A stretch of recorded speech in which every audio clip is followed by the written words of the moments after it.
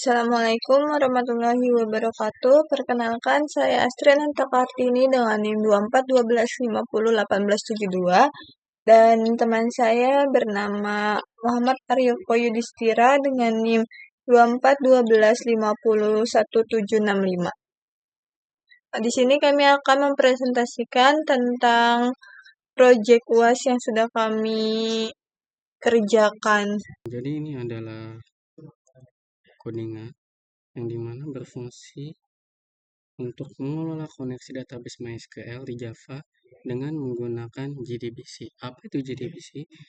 Yaitu Java Database Connectivity. Selanjutnya, package config. Apa sih package config itu? Package config ini menandakan bahwa file ini berada di dalam folder package bernama config. Selanjutnya, import Java SQL connection yang dimana ini berfungsi untuk mengimpor Java atau menghubungkan Java dengan SQL dan dikoneksikan. Import java.sql.driver manager ini juga untuk mengimpor Java dan SQL melalui driver manager. Selanjutnya, private static connection variable C. Pertama-tama variabel C ini digunakan untuk menyimpan objek koneksi. Kenapa dibuat statik? Ini agar koneksinya menempel pada kelas, bukan pada objek tertentu. Dan kenapa dibuat private? Agar ini tidak bisa diakses langsung dari luar kelas ini. Selanjutnya kita ke metode get connection. Metode ini adalah inti dari kode ini yang berfungsi untuk menyiapkan dan memberikan koneksi ke database. Try itu artinya mencoba menjalankan kode koneksi. If C sama dengan 0, ini adalah pengecekan biar aplikasinya itu tidak membuat koneksi baru setiap kali dipanggil. Jika koneksi sudah ada, pakai yang sudah ada aja ya. Selanjutnya class.forName buka kurung com.mysql.gz.jdbc.driver tutup kurung. Ini tuh artinya untuk membuat driver JDBC MySQL ke dalam memori agar Java mengenali cara berkomunikasi dengan MySQL. Lalu selanjutnya C sama dengan driver manager get connection yang dimana bagian ini adalah sebuah perintah untuk membuka pintu dari ke database dengan parameter JDBC MySQL.2 localhost .2 3306. Nah, ini nama DB-nya DB_penjualan. Ya, lalu root adalah username database-nya. Ini kutip 2 yang dimana ini adalah password database, dalam hal ini kosong. Selanjutnya ini adalah error handling dimana ini try yang tadi saya jelaskan, itu untuk mencoba menjalankan kode koneksi, dan ini catch exception yang dimana jika terjadi kesalahan nih, misal database-nya tuh mati, terus nama database-nya salah atau driver-nya belum diinstal, maka ini tujuannya biar programnya ini jalan dan tidak crash atau tidak error lah. Sistem .println ini adalah untuk nge-print atau untuk muncul koneksi gagal. Sistem .println get message ini adalah akan muncul kalau misalkan salah gitu atau error, akan muncul detail kesalahannya. Selanjutnya adalah codingan barang DAO. Sebelum itu, apa sih DAO itu?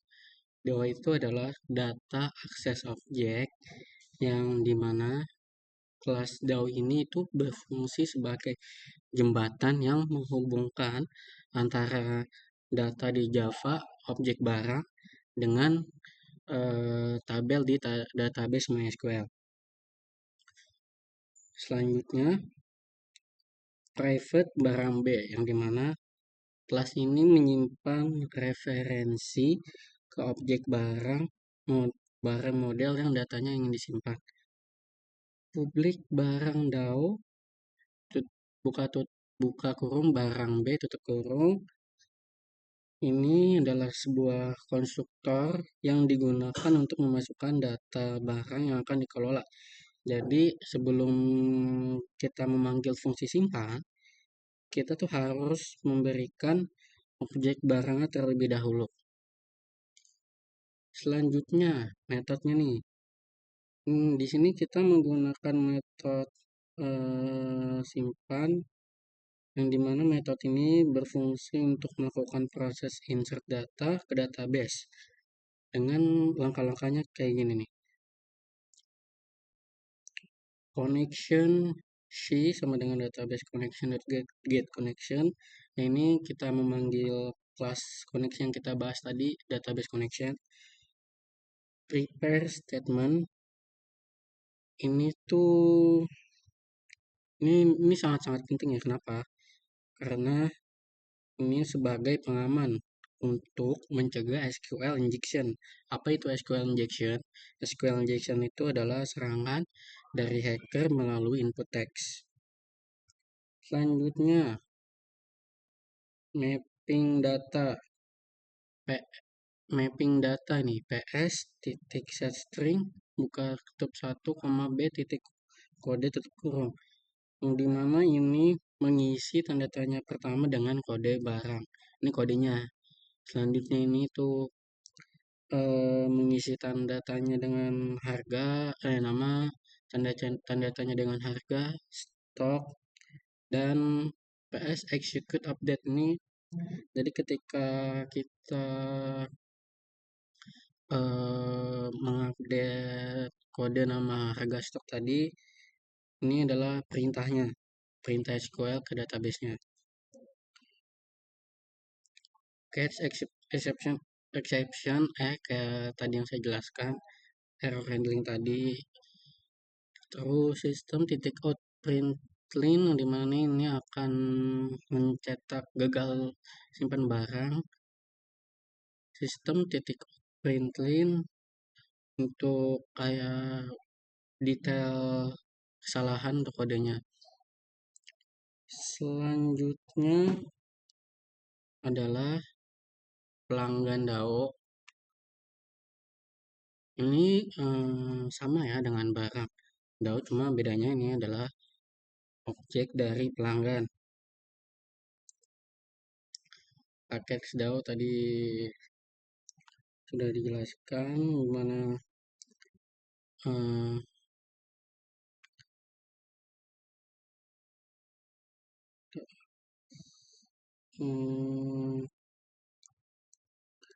pertama kita kasih tahu dulu nih, apa sih bedanya pelanggan DAO dengan barang DAO. Nah, kalau pelanggan DAO itu menggunakan tabel pelanggan, bukan barang.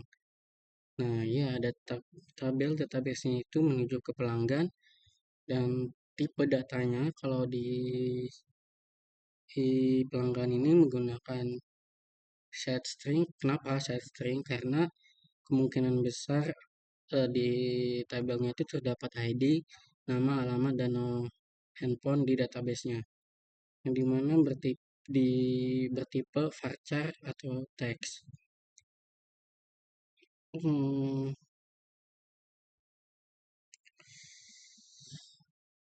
Langsung ke ini public class DAO, pelanggan DAO, private pelanggan P. Nah, kelas ini menyiapkan variabel P yang bertipe tadi tabel pelanggan, yang dimana variabel ini akan menyimpan data pelanggan yang akan dimasukkan ke database.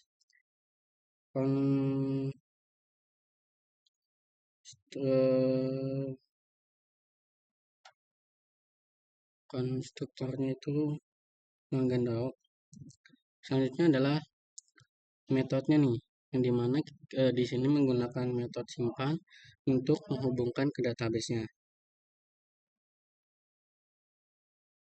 Connection sih sama dengan database. Connection titik get connection itu memanggil ini koneksi yang sudah dibuat tadi di package config query SQL, yang dimana ini perintah, ini query ya, insert into pelanggan, yang dimana sebuah perintah untuk memasukkan datanya ke table. Ini ada pelanggan, nama pelanggan, alamat, dan sebagainya. Tanda tanya ini itu digunakan sebagai tempat penampung atau placeholder sementara agar datanya itu lebih aman dari serangan hacker. Seperti yang tadi, ini mapping datanya, ini si data mapping data. Tanda tanya pertamanya itu ID pelanggan, tanda tanya keduanya nama pelanggan, alamat, HP, dan ini adalah perintahnya execute update untuk mengupdate jika ingin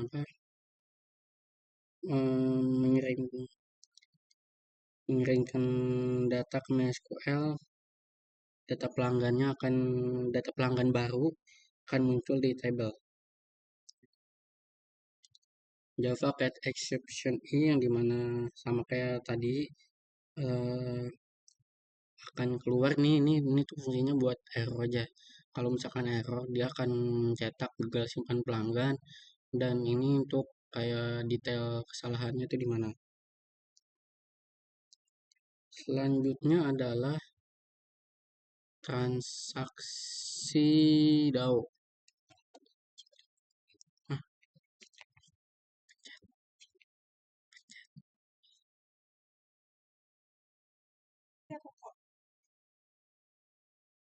selanjutnya adalah transaksi DAO. Sama sih seperti sebelumnya ya, barang DAO, pelanggan DAO. Cuma bedanya ini untuk berfungsi mencatat data penjualan ke dalam table database. Dan ini tuh bagian paling pentingnya nih. Kenapa? Karena dalam aplikasi penjualan ini tuh fungsinya untuk menghubungkan data dari pelanggan dan barang menjadi satu record transaksi. Nah, ini penjelasannya. Package DAO ya sama seperti sebelumnya. Import config database connection. Nah, ini untuk mengimport koneksi database, import model transaksi, untuk mengimport model transaksinya, import java.sql connection. Nah, ini untuk mengimport dari Java dan menghubungkan SQL dan connection. Import java.sql prepare statement juga sama untuk menghubungkan Java, SQL, dan prepare statement.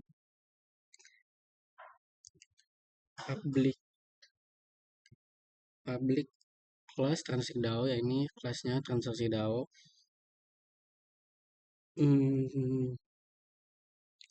Private transaksi T, variabel ini tuh fungsinya untuk menampung objek transaksi yang berisi detail belanja, kayak siapa yang beli, barangnya apa, jumlahnya berapa, dan sebagainya.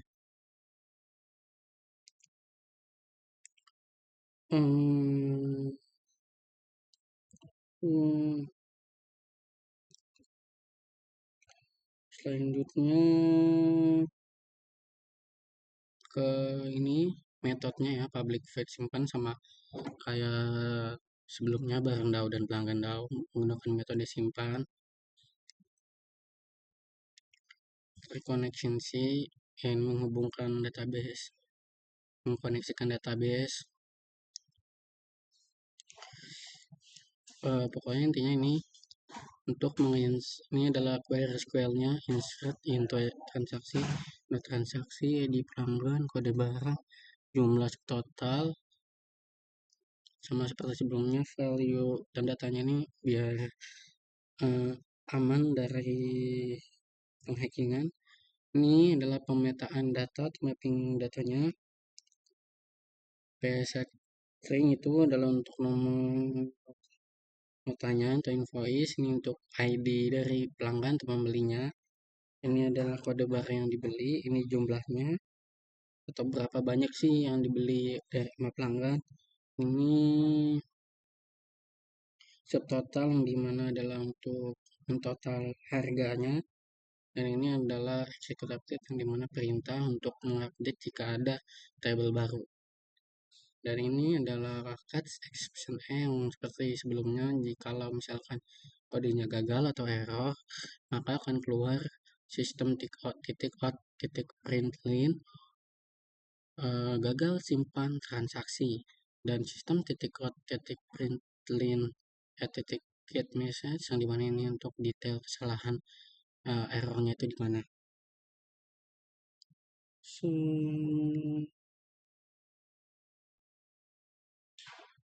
Selanjutnya kita masuk ke abstract model. Nah, abstract model ini apa? Abstract model ini adalah untuk karena dalam PBO atau pemrograman orientasi objek OOP, abstrak ini penting. Kenapa? Karena digunakan sebagai kelas induk yang memberikan kerangka dasar, namun tidak bisa dibuat menjadi objek secara langsung nih. Setelah kata ini kerangkanya lah, kerangka dari keseluruhan codingan. Deklarasi kelas, package model, menandakan filenya berada di folder model.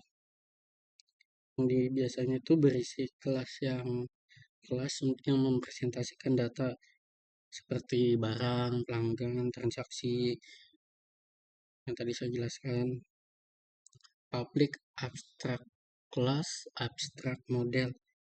Nih, kata kunci abstrak ini berarti kelas ini tuh bersifat abstrak. Kita tuh nggak bisa memanggil, misalkan di sini nanti ini abstrak model. Nah, kelas ini tuh hanya ada untuk diwariskan atau inheritance ke kelas lain. Nah, metode si abstrak model ini apa? Metode abstrak model ini public abstract void info. Yang public abstract void ini adalah metode yang tidak memiliki isi atau tidak ada kurung kurawal di ini. Fungsinya itu untuk perintah bagi semua anak kelas ya, inheritance tadi seperti barang, pelanggan, bahwa mereka itu wajib untuk memiliki metode info ini. Karena kalau misalkan nggak ada metode info ini, yang terjadi adalah codingannya itu tidak akan bisa jalan. Setiap kelas anak bebas untuk menentukan sendiri isi dari infonya.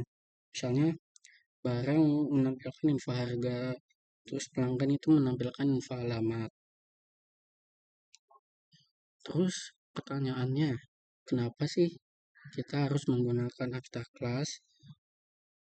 Jadi abstrak model atau abstrak class ini membantu dalam penerapan polymorphism. Di sini kita bisa memperlakukan semua objek yang tadi barang, pelanggan, dan transaksi sebagai sebuah abstrak model. Harusnya sini kebalik ya, cuma CRUD Java. CRUD itu apa? CRUD itu adalah create, read, update, dan delete. Nah, itu create itu untuk kayak misalkan kita ngebuat, read itu untuk simpan, update, dan delete itu hapus ya. Nah, package down dimana menandakan file ini ada di folder DAO atau package DAO public interface code. Nah, Interface ini menunjukkan bahwa ini tuh bukan kelas biasa nih, dimana yang seperti yang saya bilang tadi, ini adalah nama interface tersebut yang singkatan dari create, read, update, dan delete. Metode abstrak tanpa body. Di dalam sebuah interface ini, metode biasanya tidak memiliki isi atau body, tidak ada kurung awalnya di sini. Fungsinya itu hanya untuk sebagai deklarasi yang memaksa kelas manapun melakukan implement, dan interface ini juga untuk menyediakan isi atau logika dari ketiga fungsi tersebut. Selanjutnya ada barang.java. Nah, di package model ini menyatakan bahwa kelas barang berada dalam package model. Lanjutnya ada public class barang. Kelas itu bisa diakses dari package lain. Kelas barang itu mendefinisikan kelas bernama barang. Nah, kelas ini mempresentasikan objek barang dalam sistem. Lalu ada public string, kode, public string nama, public integer, harga, public integer stock. Itu yang pertama itu ada string kode kan. Nah, itu menyimpan kode unik barang. Yang kedua ada string nama yang menyimpan nama barang, harga, terus integer harga itu menyimpan harga barang, dan integer stock itu untuk menyimpan jumlah stok barang. Selanjutnya ada public barang, string code, string nama, integer harga, dan integer stock. Itu adalah konstruktor dipanggil secara otomatis saat objek barang dibuat. Namanya harus sama, yaitu dengan nama kelas, yaitu barang. Selanjutnya ada disk kode, disk nama, disk harga, disk stock. Itu disk ini menunjukkan ke atribut milik si objek ini. Digunakan untuk membedakan antara atribut kelas dan parameter constructor.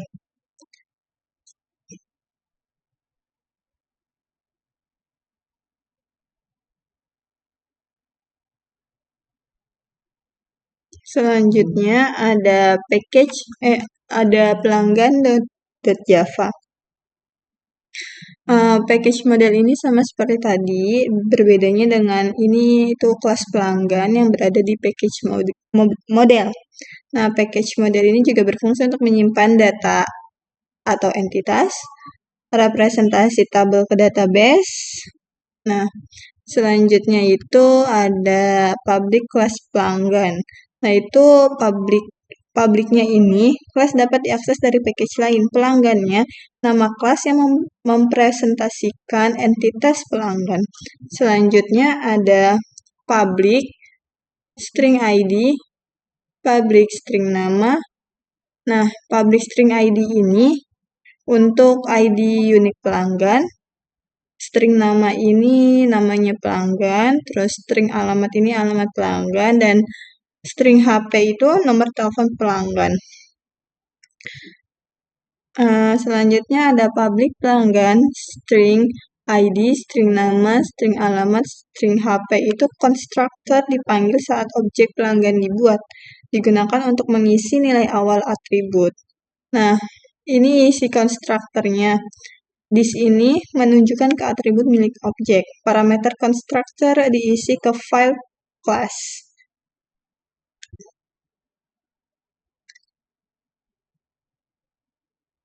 Selanjutnya ada transaksi.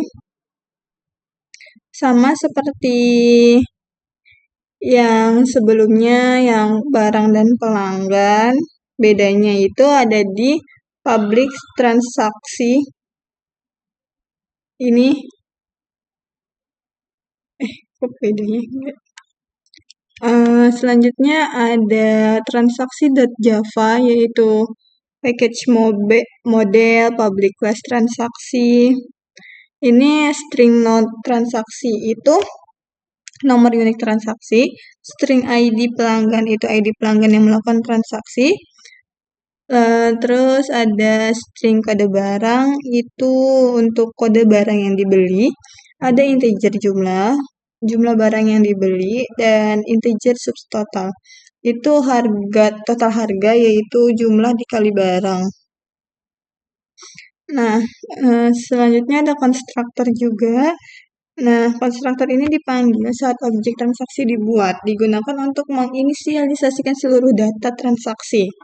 Nah, ini isi konstruktornya. Di sini menunjukkan ke atribut milik objek. Parameter konstruktor disimpan ke file class. Selanjutnya ada form barang, yaitu package view. Package view ini, class ini berada di package view, artinya class ini bertugas menampilkan sebagai tampilan atau GUI. Nah, selanjutnya ada ketiga ini, import config database connector, DAO barang DAO, model barang. Nah, di database connection ini mengatur koneksi ke database. Barang DAO ini kelas untuk operasi database kayak CRUD. Nah, terus ada barang ini model data barang. Selanjutnya ada import Java sampai resource set. Nah, ini Java X.Swing ini komponen GUI-nya, Java SQL-nya ini untuk mengakses database-nya. Selanjutnya ada public class form barang, extend JFrame. Itu form barangnya itu form input barang. Nah, extend JFrame ini berarti form ini adalah Windows utama GUI. Selanjutnya ada deklarasi komponen. Nah, JText file ini tuh untuk menginput barang. Kalau JButton itu untuk tombol CRUD. Selanjutnya ada set title, set size, set layout, dan set location on relative to. Itu judul window, ukuran form, set layout, sama form muncul di tengah layar. Selanjutnya ada glabel. Ini tuh sebagai keterangan file input, mengatur posisi dan ukuran label. Selanjutnya ada text code, txt, itu tempat untuk menginput data, diposisikan dengan set bounds. Selanjutnya ada button. Nah, button ini tombol untuk operasi CRUD. Nah, ini ada add, itu kayak semua komponen dimasukkan ke JFrame. Lalu ada button save, itu tombol klik atau metode dipanggil menggunakan Labna expression.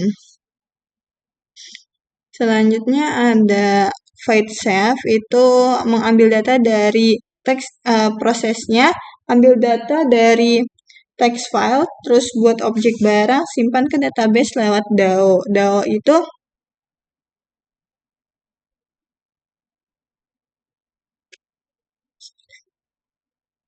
selanjutnya ada void update. Nah, ini untuk mengupdate barang. Artinya juga ada void delete, itu menghapus data berdasarkan kode barang. Terus ada cancel.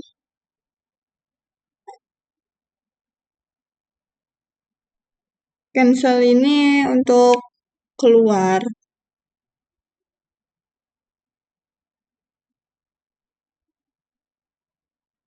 Selanjutnya ada file. form pelanggan itu sama seperti tadi yang sudah dijelaskan di form barang. Hampir sama.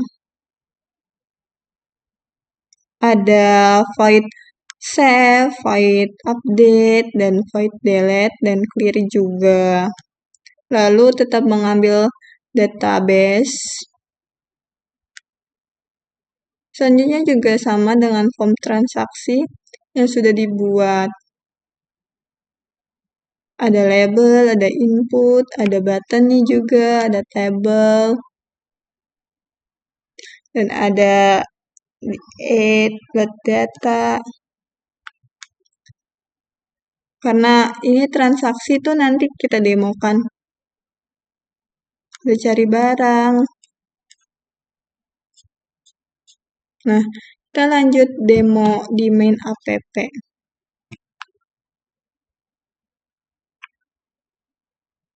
Nah, di main app ini ada import view form barang, form pelanggan, form transaksi. Itu mengimport 3 kelas GUI dari package view. Ketiganya itu tampilan form. Nah, terus ada deklarasi. Ada public class main app itu kelas utama, jadi kayak entry point gitu, berisi method main. Selanjutnya ada public static void main itu untuk metode pertama yang dijalankan saat program dieksekusi. Nah, ini tuh new form barang, form pelanggan, form transaksi itu membuat objek form, konstruktor dipanggil otomatis, GUI itu langsung tampil nantinya. Nah, sekarang kita mau sebelum itu menggunakan database dengan namanya itu database penjualan.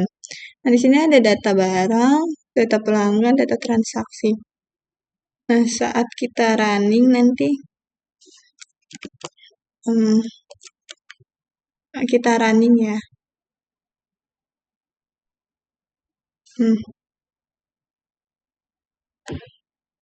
Dia akan muncul 3 form itu. Terus kita ke data barang. Untuk membuktikan kalau misalkan bisa di-save dan bisa di-update, itu kita menggunakan kode barang, misalkan B7 dengan nama barangnya itu SSD,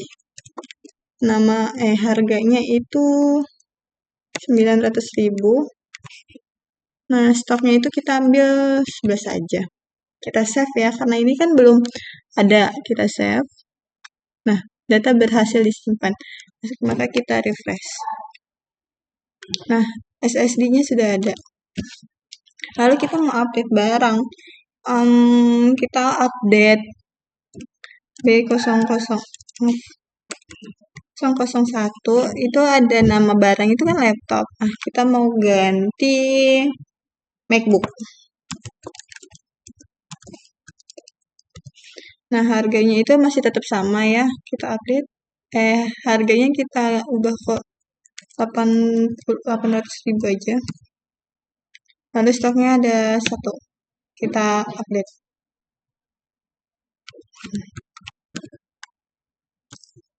Kita refresh. Nah, maka MacBook harganya sudah bisa dijalankan. Selanjutnya ada data pelanggan. Data pelanggan ini kita masuk ke data pelanggan. Nah, data pelanggan ini misalkan kita mau nambahkan ya, Yudhistira. Nama, salah, maaf. ID pelanggannya itu P005. Jalan Seruti. Nomor HP-nya bebas. Kita save. Data berhasil disimpan. Kita jalankan. Nah, Yudhistira sudah ke-record. Nah, lalu kita mau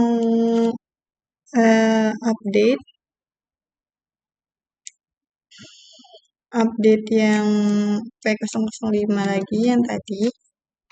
Kita mau ubah namanya jadi Muhammad. Jalannya Jalan Mutiara. Nomor HP-nya sekian. Dan kita update. Data berhasil diupdate. Lalu kita refresh. Nah, Muhammad, Yudhistira sudah tidak ada. Kita mau hapus. Misalkan P003. Namanya itu ada Astri, ada Ananta.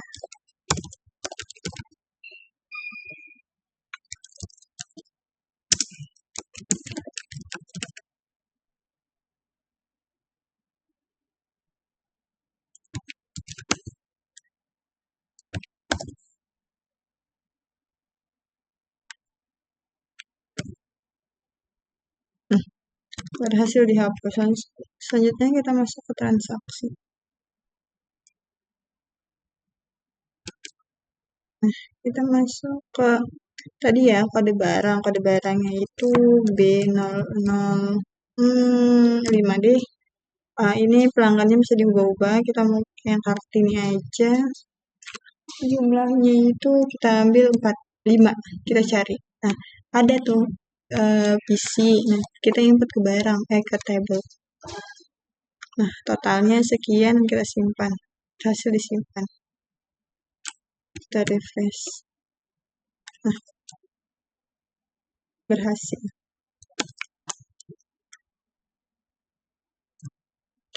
Sudah.